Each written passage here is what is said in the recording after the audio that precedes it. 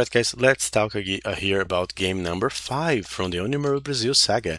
It was the 2v2 game here and the map is Arina. Why is it called Arina? Is it a misspell? No, it's not.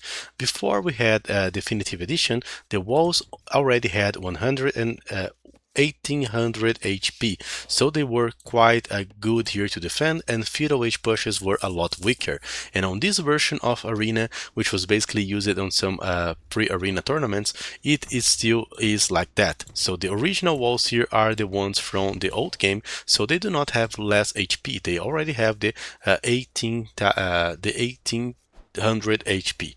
So this is why it's called Arena and not Arena. Now let's talk about this map and some small curiosities. First thing is, on this map you do have your main gold and a secondary gold inside together with a stone, but you are always going to have your third gold and also your secondary stones here on the outside, and this is true for every player.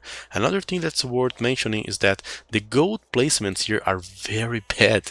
They are actually very exposed. So as you can see, I had very exposed golds, Brew has very exposed golds, BL has very exposed golds, and so does Gabby. So going for some booming or some more defensive approach here is quite difficult, and the more aggressive you play, you are also rewarded. So this is very similar to the Arabia version aggressive arena map.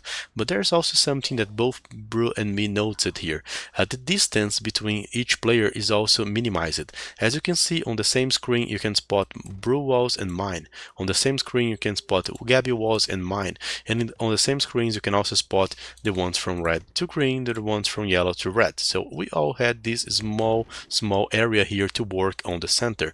Because of this, the space here to maneuver army is way smaller on the center. Therefore it actually is good for playing monks, because there's not many room for the enemies to run back to safety. They actually have a limit. If Brew has like one monk between he and BL, he can basically range every unit that is out of one of those gates. So this is insanely good. And there's another thing that we did notice. This map had more relics than unusual 1v1 Arabia, obviously. So we did had 1, 2, 3, 4, 5, 6, 7 relics. And then we did elaborate on a strategy. What if we go for a double relic bonus civilization composition? We can play with the Aztecs that makes all the relics generate a 33% extra gold.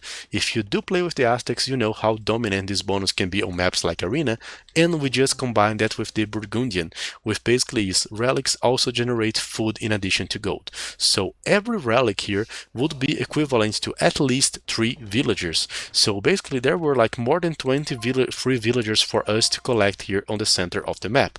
Playing all-in strategies would be pretty good. For this reason, in every set we went for this army composition, this civilization composition of Burgundians and Aztecs, and honestly no one has counter drafted us, and this felt very good because our plan was quite simple. I would open a stable, Brew would open with the Aztec monastery here, perhaps double monastery, sometimes even adding barracks if necessary, and it would basically just try to control the map. Brew would focus on getting the relics and going 1 to C to pressure the guys with trap wars, and I would focus in booming in order to get enough army here to then push the guys on the Imperial Age and support the monks from Brew. This has worked against multiple civilization compositions. We did play against Ryut and Goku when they actually try to double rushes with like human and Teutons, and that worked. We did play the same army, or a similar strategy versus Dogon and Fiage when they did use both Bengalis and Wei and try to fought for the center. We fought back and using the monks we did win. And right here on this game, BL and Gabby were trying to open us here using their towers. Perhaps they did forget that this was Arena, and BL ended up losing way too much time trying to get inside of Bro. So the Bro was basically having a good time here. Their strategy was to play Malay and Spanish. We didn't know yet what to expect, but Malay went for towers, so we knew that we wouldn't have to concern with any kind of Malay after some time. Only the disturbance from the towers. But obviously we did knew that fighting against the Spanish would be very annoying because of the Spanish conquistadors and the castle drop. If there's one thing that I regret from this game, let's talk about it. First one, I regret only making 4 houses way closer to the stone. I think that I should have pushed these houses towards this gold to make a bigger perimeter for my stone. My second regret is at some point BL did manage to drop a tower on my face here. I would say that if I had the option here to do something around now, I wouldn't have just walled back and retreated from his tower. Perhaps I think that one thing that I could be worth doing here was to actually either send villagers or make my own defensive tower. Even if I had to start collecting stone later, I would have just denied this tower from going up, and with a tower here, my gold would be fully protected for a longer period of time. I already knew that they were basically getting extra map and Gabi would probably castle drop me, but I was feeling comfortable because I knew that Brew was doing exactly what he wanted, going to the castle H and getting ready to get the relics. We didn't scout the map because of the Malay, so only now Brew was starting to scout the map. He did spot a spearman from Gabi, so right here we knew that she was coming for a castle. We even tried to bring some army here to at least delay her castle, but we knew that it would eventually happen. I was there scouting and trying to spot her views. I was going for a light cavalry approach. I did spot the villagers, and honestly, she only sent 5. Actually 6. Honestly, we even considered going for villagers there and trying to get a fight. It was still very risky, but Brew had some eagles, Brew had some spearmen. It was a possibility to send like 6 villagers already and try to get a fight. But then I saw even more villagers, and because of the number of spearmen, the knights would basically not be able to do anything, and it would be way too risky. So I did decide to just wall myself back. What actually did matter here from the strategy, guys, is that Bro now had all his monasteries set up. And honestly, I think that BL did a big mistake. BL started to do feudal age army. BL started to do archers here as well. So an archer range, more towers. I think that he over-invested into the feudal age, and because of that he would basically stay way too much time on this age. Because of this, BL was kind of out of the game here. Despite having by himself the map control, both him and Gabi would be out of the game, and they had no counter to what Brew was doing. Conquistadors are good, but against Aztec monks they are basically useless until they have been massed and until they have extra upgrades like devotion on a church. So the maximum that Gabi could do here was to actually hurt me, and she actually did. Once again, there are the houses that I regret not making a bit more forward, guys. She was able to already start harassing my stone. I did make a town center just to protect this area, just to make sure that my gold would be safe, and I did make this town center just to be sure that my stone would be safe. My plan was quite simple. I would try to develop my economy, drop a defensive castle, and push Gabi back. It was it. This was my plan. But as soon as she started to harass me, I thought that, okay, I might need something else here, like a monastery, to produce 1 or 2 monks and defend myself. If I knew what this game would have become, I would say that I shouldn't have thought about going to Imperial Age, but rather just booming 3 TCs and going to Elite Skirmisher or Crossbowman or any kind of Castle Age army, because Gabi basically had no siege. No siege. Meanwhile, Brew was already collecting the relics. He already had 2 relics. He was controlling the map.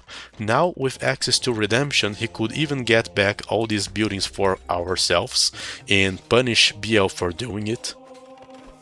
BL was trying to make some archers, but he was barely taking any kill. Brew was converting everything, and with the power of the monks he was able to get more and more relics, and that would just boost his economy. He already broke into BL's base, using his villager, using his run, and we were basically punishing him heavily.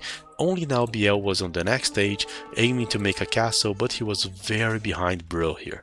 I was ahead in the view count, but Gabby make a secondary castle, denying my stone and also making sure that she would also target this town center with a few upgrades. This was very bad. I knew that she would place a castle forward, but I just misread the timings, and I also left a hole in my wall that fully idle my economy. Right here I lost 1 TC, I lost access to gold, my eco is going idle, so everything went wrong.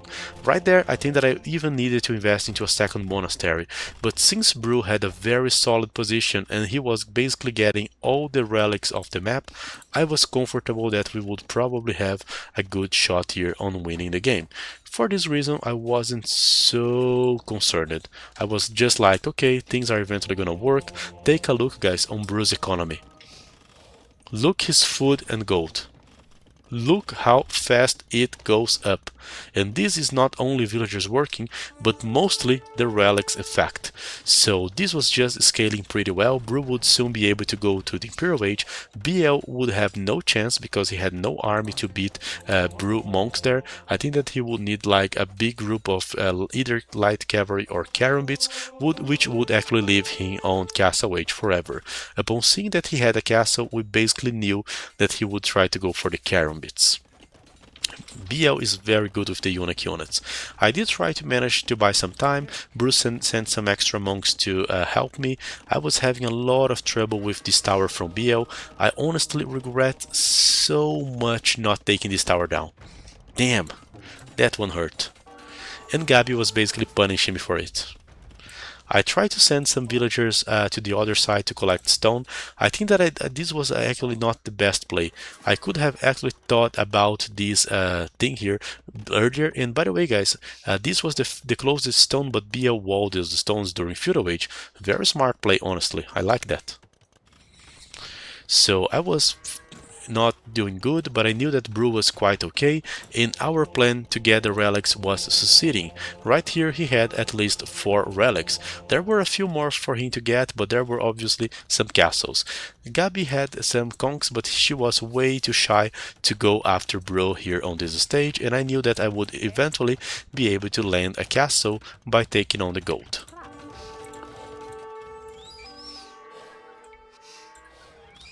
With that said, my eco was growing once again. And guys, this is the mistake. I should have never thought about Imperial Age.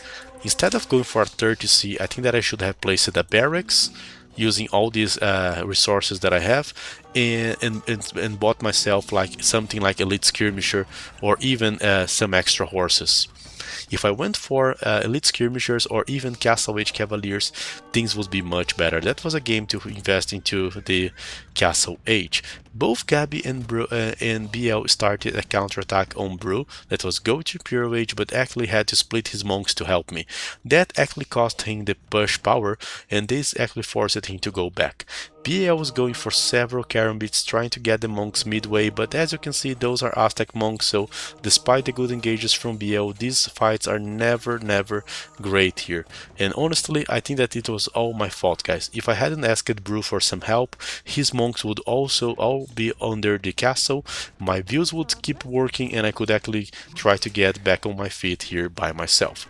That's my second TC going down, but Brew is already on the Imperial Age. Game is still quite open. Gabi is actually developing her economy. No, she's not.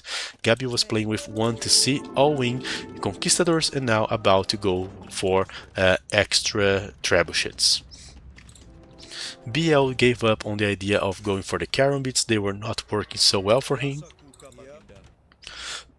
He wasn't managing to properly beat the monks, and Brew was advancing now with a second castle, and with a second castle and trebuchets, BL would get pushed badly. So now both Gabi and BL joined a contest here to see.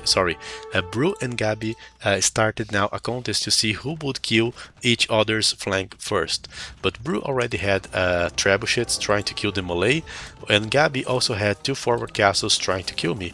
Honestly, when I saw this scenario, I thought to myself, I just need to somehow survive. I was even going to Imperial Age, and my plan was trying to buy enough time and push Gabi back using like bombardment short cannons, hand cannoneers or something like that.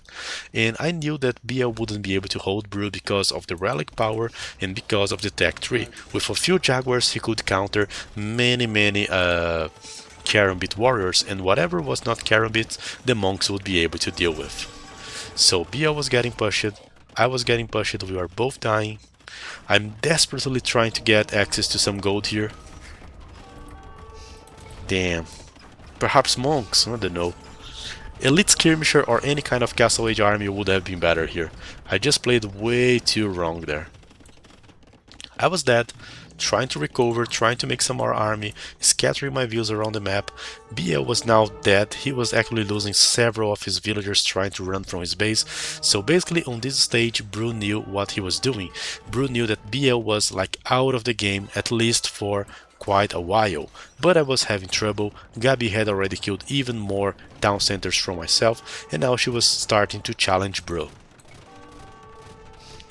Of course, those were still Aztec monks.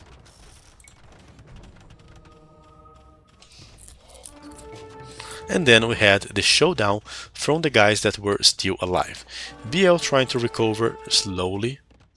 I was trying to recover as well very slowly. I started making hand cannoneers, but I got 100% out of gold. This town center was a mistake, I should have made it already on the golds from BL. Gabi was now pushing Bro, so she could eventually try to break into his economy, but the reality is, as long as Bro had these relics, everything would be fine for him, because basically he was not even collecting food to keep his town centers alive here.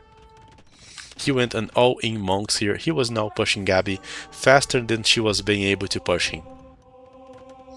While Gabi could actually make new monks to defend from the conquistadors, there was nothing, while Brew could actually defend from the conquistadors with his new monks, there was nothing that Gabi could do to defend from the monks. She was actually trying to use villagers.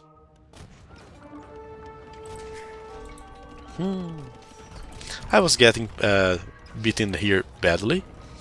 Brew eventually tried to get Gabi here and even converted some of the trebuchets back, and I just told him, man, sit your monks on this gold, that if I can get back on my feet and get like 10 units, I'm fully back on the game. Making quite some efforts here to make sure that my units would endure a bit longer, guys. Quite some effort. Gabi couldn't stop Brew pushes here with villagers, obviously, and he started to control even more map. So he was controlling BL's resources, he was now starting to control Gabi resources, so basically they were in an all-in position where they had to push and kill us before Brew actually ended up with all the resources on the map. So once again the relics were paying off, guys. So far he already had almost 3k gold and also the same amount of food just from the relics. 25 conversions, and despite having only 67 villagers, he had the best economy of the game by far. Of course I did have extra wood and gold and food, but yeah, as you can see, I wasn't managing to translate that into some actual advantage. Gabi lost his base, BL lost his base, Brew was about now to start pushing the BL's Ribbon and Gabi's castle core there. Trebuchets were getting sniped down.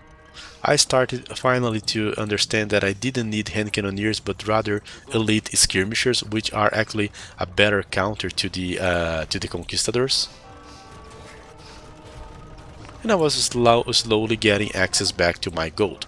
With access to the gold once again, I would be able to upgrade stuff. I would be able to get my eco upgrades, my army upgrades, and start helping Brew somehow. Forward castle, more and more monks. Monks on this side, monks on the other.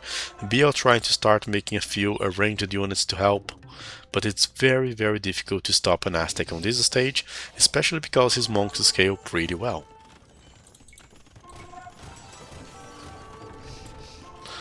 We were still discussing whether Brew should push or should actually go around here and try, but since his trebuchets were on the back, I think that pushing here was the correct choice.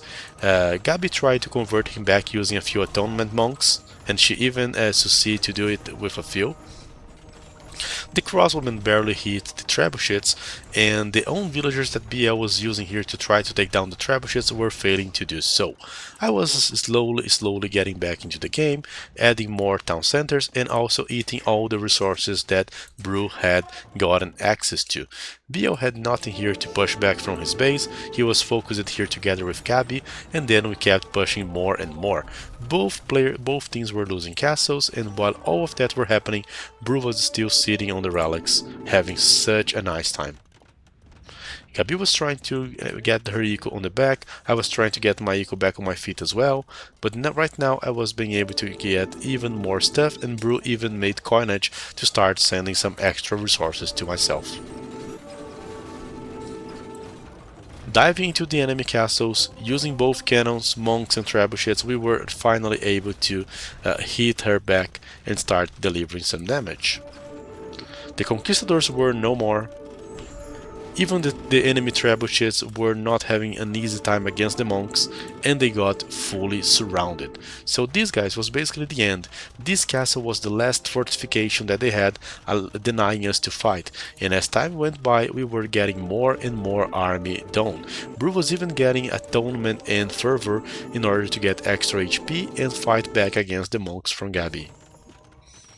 All her conquistadors were down, the castle was under siege, the monk counter that she was doing was no more because now I had some ranged units to help Brew to sniping those units, and the game was basically over. Very well played by Brew, and honestly our relic strategy worked once again, guys. So if you want a nice civic composition here, go for the double relic civilization comp. And this was the last game from the tournament. By the way, Gabi just forgot to resign. So we just kept killing stuff, and we tried to warn her about, hey, I think you GG but did not resign, and that was basically it. I want to share some stats with you guys just so you guys got aware of how strong that is. Society-wise, Brew started booming here on the back, but thanks to having 6 relics on total, he did had more than 4.4k gold, and this gold scales pretty well early on, and also this generate extra gold, and because of the Burgundian bonus, extra food. Since he played with monks, he had like 50 units converted, which is pretty decent, and 46 largest army. Let's say that 40 of those were probably monks, and the others some small siege units. Economical wise, I had the bigger boom and Brew had the bigger economy, especially regarding the gold. So if it's Arena, guys, do not underestimate the power of the relics, because honestly I think that we just repeated the same strategy. A lot of things went wrong in every game, and we still won every one of them, with the Aztec monks having no challenge to themselves.